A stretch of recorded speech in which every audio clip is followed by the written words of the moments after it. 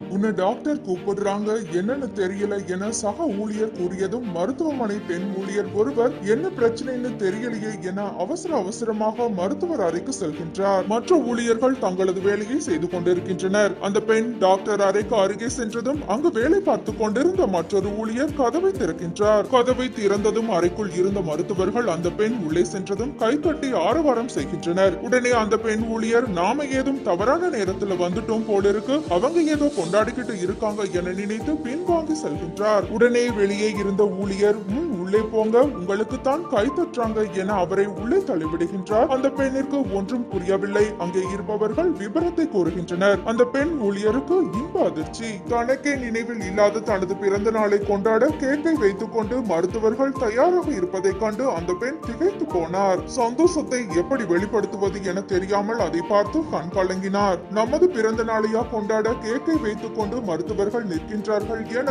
இது கனவா நினைவா என அவர் சந்தோஷத்தில் மூழ்கினார். சாதாரண ஊழியரான தனக்கு அளிக்கப்பட்ட கௌரவத்தை நினைத்து நினைத்து அவர் அந்த இடத்தில் உருகி போனார். எவ்வளவு பெரிய இடத்தில் இருந்தாலும் சக கடைநிலை பணியாளருக்கு மதிப்பளித்து அவரை மகிழ்வித்து பார்க்க வேண்டும் என்ற மருத்துவர்களின் செயல் சமூக வலைதளத்தில் பலரின் பாராட்டை பெற்று வருகின்றது.